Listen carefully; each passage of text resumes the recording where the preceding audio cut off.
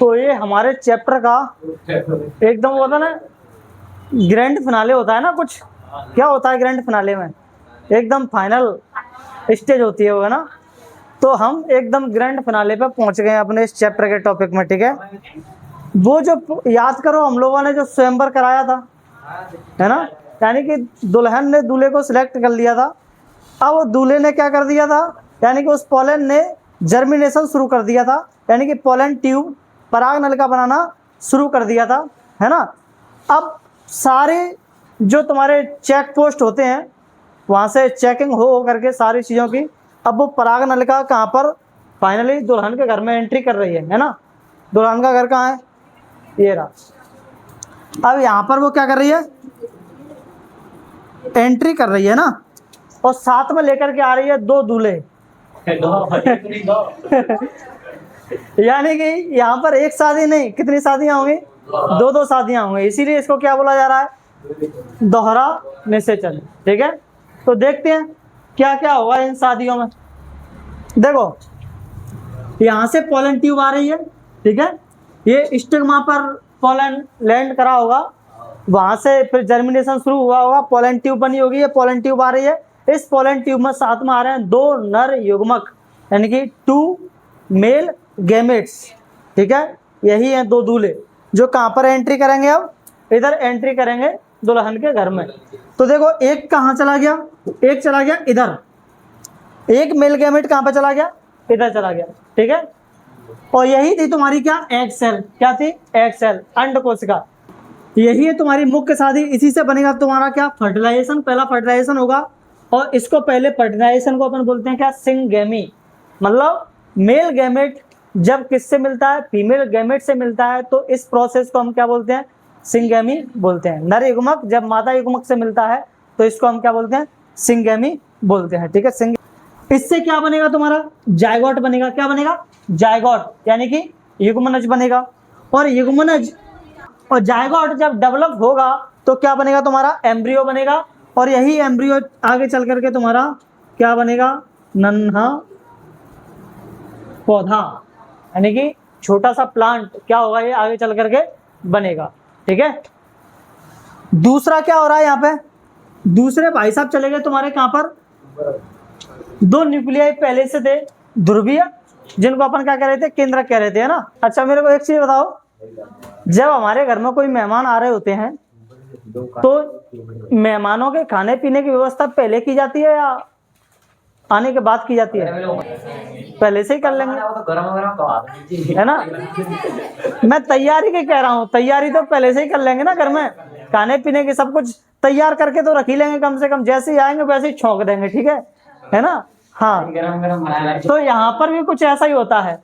ये दूसरी शादी है ना, दूसरी शादी, लेकिन एक्चुअल में ये होता काम पहले है, शादी दूसरी है लेकिन काम में क्या होता है, पहले होता है ना। ये बुआ और मौसी हैं, और एक ऊपर से ये चला गया है खाने की तैयारी करवाने के लिए कि भाई हम बुआ मौसी के साथ मिलकर के किचन में क्या बनाएंगे, खाना बनाएंगे। ये बड़ा सा किचन है, ये एक बड़ी सी सेल है ना। तो यहाँ पर दो पोलर न्यूक्लियाई ऑलरेडी थे, एक नर युग्मक यहाँ पर चला गया और हुआ तुम्हारा सेकंड फर्टिलाइजेशन, कौन सा, सेकंड फर्टिलाइजेशन, यानी कि दोहरा निषेचन, ठीक है। और इससे क्या बनेगा, इससे बनेगा एक पेन, प्राइमरी एंडोस्पर्मिक, क्या बनेगा तुम्हारा, न्यूक्लियस, क्या बनेगा, प्राइमरी एंडोस्पर्मिक न्यूक्लियस, प्राथमिक भ्रूणपोष केंद्रक, ठीक है। यहाँ पर ये ओटी पूछी जाएगी आप लोगों से कि जो जायगोट बनता है उसकी प्लॉइडी कितनी होती है, गुणसूत्रता 2n होती है। और जो पेन बनता है तुम्हारा, प्राथमिक भ्रूणपोष बनता है, उसकी प्लॉइडी यानी कि गुणसूत्रता कितनी होती है, 3n, ठीक है। क्योंकि देखो ना, दो केंद्रक पहले से थे, एक केंद्रक फिर से आ गया, तो कितने टोटल केंद्रक हो गए, यहाँ पे 3 हो गए, 3 हो गए। यहाँ पर कितने हैं तुम्हारे, 2 केंद्रक हैं, ठीक है। इसलिए इसकी प्लॉइडी 2n, इसकी प्लॉइडी 3n, ठीक है। जैसे ये सारा प्रोसेस होता है, यानी कि प्राथमिक निषेचन भी हो गया और द्वितीयक निषेचन भी हो गया, है ना। फिर बाद में ये जो सेल्स बची हैं तुम्हारी, वो सारी की सारी क्या कर जाती हैं, डीजनरेट कर जाती हैं, सब के सब क्या हो जाती हैं, डीजनरेट हो जाती हैं। तुम्हारी सेल बचती है कौन सी, ये वाली एक बड़ी सी सेल, जिसको अपन सेंट्रल सेल बोलते हैं, केंद्रीय कोशिका बोलते हैं। और यही केंद्रीय कोशिका बनाती है तुम्हारा प्राथमिक भ्रूणपोष कोशिका। यही भोजन है, ये क्या है, भोजन है, किसका भोजन है, इसका एम्ब्रियो का, किसका, एम्ब्रियो का। जब एम्ब्रियो आगे चल के डेवलप होगा तो डेवलप होने के लिए उसको एनर्जी की जरूरत पड़ेगी। वो एनर्जी कहाँ से आएगी, यहीं से एनर्जी आएगी। अब यहाँ से जायगोट बनेगा तुम्हारा, 2 सेल वाला जायगोट बनेगा, फिर 4 सेल वाला बनेगा, 8 सेल वाला बनेगा, 32 सेल वाला बनेगा, 64, 128, इस तरह से वो डिवाइड कर रहा होगा। जब वो डिवाइड कर रहा होगा तो उस समय उसको किसकी जरूरत पड़ेगी, एनर्जी की जरूरत पड़ेगी, ऊर्जा की जरूरत पड़ेगी। वो ऊर्जा उसको कहाँ से मिलती है, इसी एंडोस्पर्म से ही मिलती है। तो एंडोस्पर्म क्या है, भ्रूणपोष क्या है, इस एम्ब्रियो का खाना है। क्या है, खाना, यानी कि उसका भोजन है। तो अगर आप लोगों से पूछा जाए पहले ये बताओ कौन सा निषेचन होता है, पहले क्या बनता है, भ्रूणपोष बनता है कि भ्रूणकोष बनता है, तो आप लोग क्या बताएंगे, क्या बनता है, endosperm formation proceeds embryo development, यानी कि पहले खाना बनेगा। मेहमान आ रहा है ना नन्ना, तो नन्हे मेहमान के खाने की क्या करनी पड़ेगी, व्यवस्था करनी पड़ेगी। तो सबसे पहले क्या बनता है, तुम्हारा खाना बनता है, उसके बाद तुम्हारा क्या बनता है, एम्ब्रियो बनता है, यानी कि भ्रूणकोष बनता है। ठीक है, अब कोई दुख तकलीफ हो तो बता दें, ठीक है, नहीं तो हम क्वेश्चन पूछते हैं आप लोगों से कुछ। ठीक है,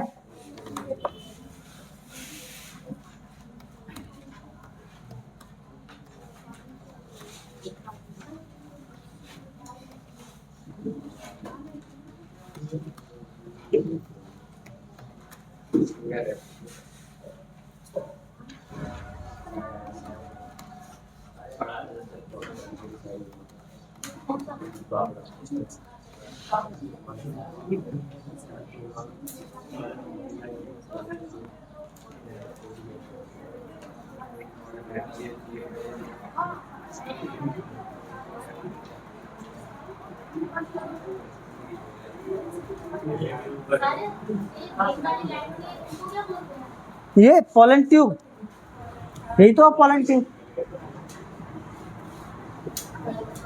पराग नलिका।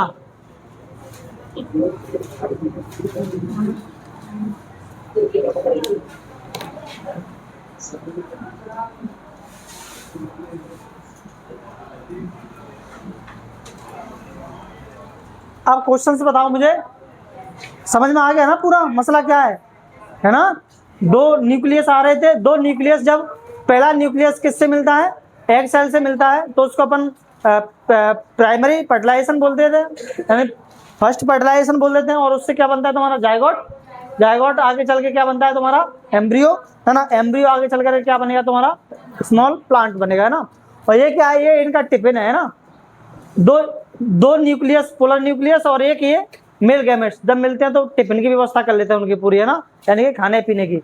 इनके खाने को क्या कहते हैं, एंडोस्पर्म। क्या बोलते हैं, एंडोस्पर्म, यानी कि भ्रूण कोष। भ्रूण कोष मत कर देना, ठीक है, भ्रूण कोष एकदम अलग चीज है। भ्रूण कोष का ये खाना है भ्रूण कोष, ठीक है।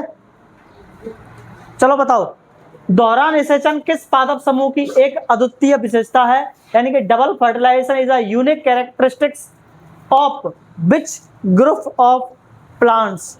ऑप्शन है एंजियोस्पर्म, यानी कि आवृत बीजी, दूसरा है ब्रायोफाइट्स, तीसरा है एल्गे यानी कि शैवाल, और चौथा है जिम्नोस्पर्म यानी कि अनावृत बीजी। दोहरा निषेचन कौन से पादपों में होता है, ये सब पादप थे, प्लांट्स थे, प्लांट्स के नाम बताए थे मैंने, कैटेगरी बताई थी। आवृत बीजी, हमारा चैप्टर का नाम ही यही है ना, चैप्टर का नाम ही क्या है, sexual reproduction in flowering plant. Flowering plants का मतलब ही क्या होता है, आवृत बीजी यानी कि एंजियोस्पर्म, है ना। जो फ्लावरिंग प्लांट्स होते हैं उन्हीं को हम क्या बोलते हैं, एंजियोस्पर्म बोलते हैं। तो उन्हीं की तो क्या है, ये विशेषता है, ठीक है। अगला क्वेश्चन बताएंगे मुझे, in angiosperm triple fusion result in the formation of. आवृत बीजियों में त्रिसंलयन के परिणाम स्वरूप किसका निर्माण होता है, यानी कि ट्रिपल फर्टिलाइजेशन से क्या बनता है ना, क्या बनता है, प्राथमिक भ्रूणपोष, भ्रूणपोष बनता है, ठीक है। एंडोस्पर्म बनता है, क्या बनता है, एंडोस्पर्म, ठीक है। उसके बाद अगला क्वेश्चन है तुम्हारा, which of the following describe syngamy, है ना। निम्नलिखित में से कौन युग्मक संलयन का वर्णन करता है, इसको अपन युग्मक संलयन बोलते हैं, ठीक है, हिंदी में युग्मक संलयन। लेकिन ये टर्म भी लिख के रखना है इंग्लिश में, ठीक है, सिंगेमी। तो सिंगेमी का मतलब क्या है? पराग प्लस वर्तिकाग्र संकर्षण, यानी कि pollen plus stigma interaction, two polar nuclei fusion, यानी कि दो ध्रुवीय न्यूक्लियाई का संलयन, या फिर male gamete plus egg cell, यानी कि नर युग्मक प्लस अंड कोशिका, या फिर male gamete plus polar nuclei, यानी कि नर युग्मक प्लस ध्रुवीय न्यूक्लियाई, male gametes plus egg cell, है ना। सिंगेमी का मतलब क्या है? यही तो है, यही था तुम्हारा मेल गैमेट, ये था तुम्हारा एग सेल, सॉरी ये था तुम्हारा एग सेल और ये था तुम्हारा मेल गैमेट। इन दोनों के मिलन को ही हम क्या कह रहे हैं? सिंगेमी, ठीक है। अगला क्वेश्चन बताएंगे, what is the ploidy level of the endosperm in most angiosperm, यानी कि अधिकांश आवृत बीजियों में भ्रूण पोष की गुणसूत्र संख्या क्या होती है? भ्रूण पोष, ये जो भ्रूण पोष बन रहा है इसकी गुणसूत्र संख्या क्या होती है? 3n। क्या होती है? 3n, ठीक है।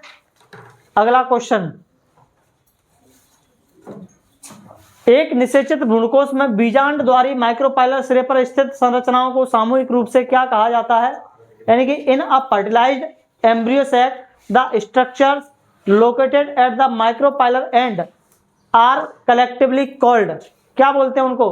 पोलर न्यूक्लियाई, एंटीपोडल सेल, यानी कि ध्रुवीय न्यूक्लियाई, या प्रतिव्यासांत कोशिकाएं, या फिलिपम एपरेटस तंतुरूप समुच्चय, या फिर एग एपरेटस अंड समुच्चय।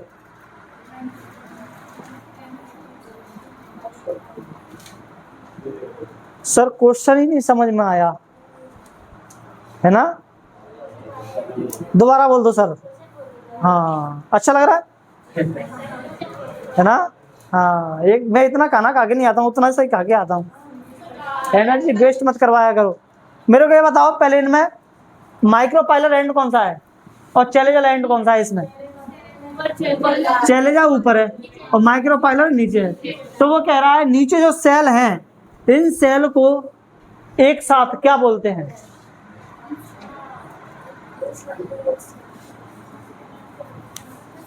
क्या मैंने अंड समुच्चय जैसा वर्ड कुछ लिखवाया था?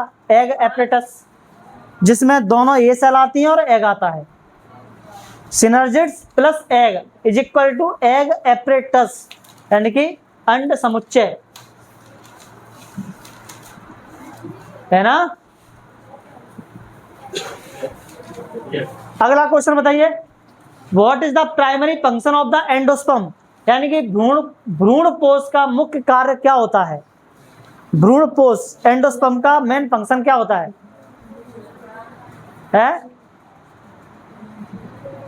ये एंडोस्पर्म बनना है, इसका फंक्शन क्या है? टिफिन खाना, है ना, मतलब उसको पोषण देना, है ना।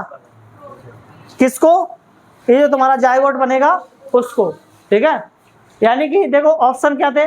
To help in seed dispersal, यानी कि बीज प्रकीर्णन में सहायता करना, या फिर टू प्रोटेक्ट द सीड, बीज की सुरक्षा करना, या फिर टू अट्रैक्ट इंसेक्ट, यानी कि कीटों को आकर्षित करना, या to provide nutrition to the developing embryo, विकासशील, हाँ, विकासशील भ्रूणकोश को, है ना, पोषण देना।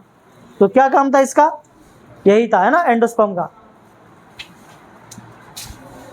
अगला क्वेश्चन है, if a male gamete has 12 chromosomes, how many chromosomes will the endosperm have, यानी कि यदि एक नर युग्मक में 12 गुणसूत्र हैं तो भ्रूणपोष में कितने गुणसूत्र होंगे? बताओ। एक नर युग्मक में 12 गुणसूत्र हैं तो भ्रूणपोष में कितने होने चाहिए? भ्रूणपोष में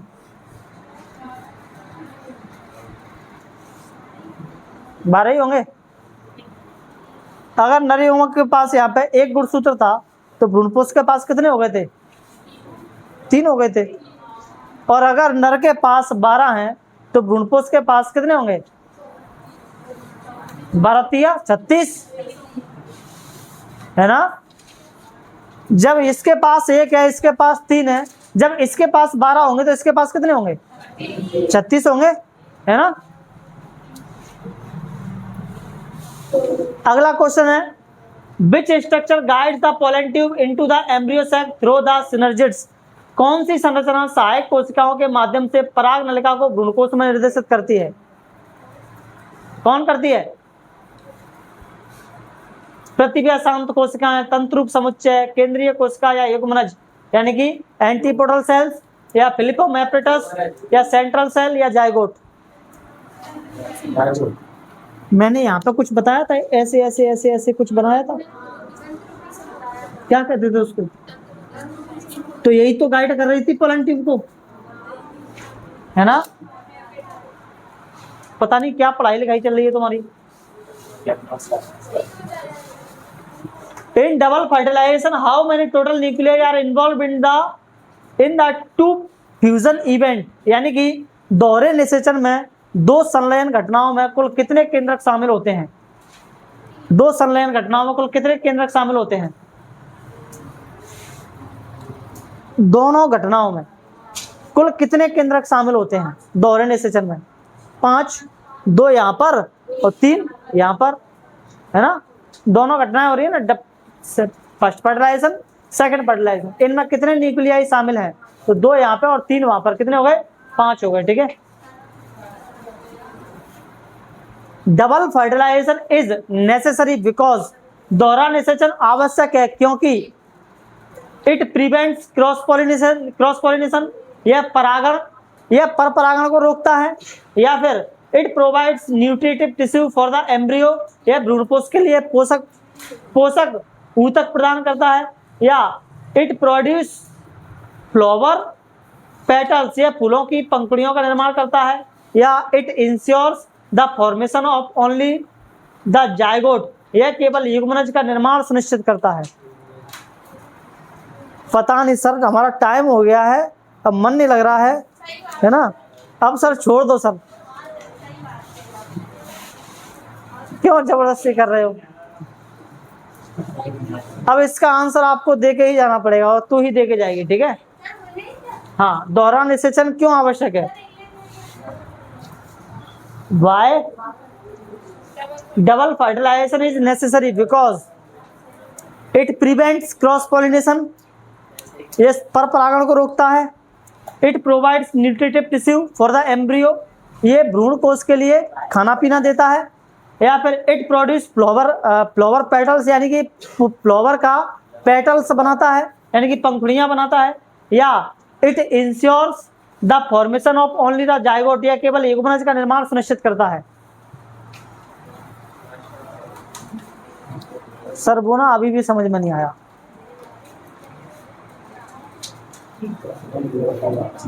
है सेकंड वाला?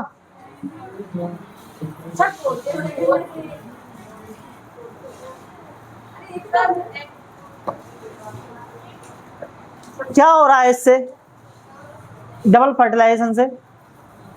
है दोहरा निषेचन क्यों आवश्यक है? क्योंकि इसमें मेरे को तो ये लग रहा है कि जाइगोट को इंश्योर कर रहा है बनाना, जाइगोट ही तो बनना है। तो चौथा वाला ऑप्शन सही होगा ना। दूसरा वाला ऑप्शन तू कह रही है यह भ्रूणकोश के लिए पोषक ऊतक प्रदान करता है ना? लेकिन ज्यादा सही इसमें क्या होगा ऑप्शन? नहीं, सही कह रही है, सही है, सेकंड वाला सही है। यह भ्रूणकोश के लिए पोषक ऊतक प्रदान करता है, ठीक है। हाँ, चौथा वाला भी सही है, यह केवल युग्मनज का निर्माण सुनिश्चित करता है। लेकिन डबल फर्टिलाइजेशन की बात होती है तो डबल फर्टिलाइजेशन में हम इसकी बात ज्यादा करते हैं, ठीक है, दोहरा निषेचन की, है ना, इसकी बात नहीं करते हैं, ठीक है। ये तो फर्टिलाइजेशन होता ही है, लेकिन यहाँ पर दोहरा निषेचन होता है, वो दोहरा निषेचन इसी को कहा जाता है ना। इसको तो फर्स्ट फर्टिलाइजेशन बोला जाता है, इसलिए इसका मुख्य काम क्या है? भ्रूणपोष बनाना, यानी कि भोजन बनाना, ठीक है। होमवर्क चेक नहीं किया? चलो कोई बात नहीं, कल कर देंगे, ठीक है। और भाई एक बात सुन लो, देखो मुझे बार बार ना कहना पड़े, क्योंकि मैं ना तो आप लोगों को डिस्टर्ब करना चाहता, ना खुद डिस्टर्ब होना चाहता, ठीक है। इसलिए 1 तारीख से पहले अपनी फीस जमा कर ले, नहीं तो मैं नहीं बिठा पाऊंगा, ठीक है। जिनके पास आईडी कार्ड नहीं होगा, मैं बिना आईडी कार्ड के नहीं बिठाऊंगा, ठीक है, ध्यान रखना। कहना ये बुरा लगता है मुझे भी, है ना, बच्चों को परेशान करना, पर आप लोगों को भी थोड़ा सोचना चाहिए। किसी की जेन्युइन प्रॉब्लम है तो वो बता सकता है, कोई प्रॉब्लम नहीं है, ठीक है ना। और हाँ कर दे, बंद कर दे। किसी को कोई जेन्युइन प्रॉब्लम है तो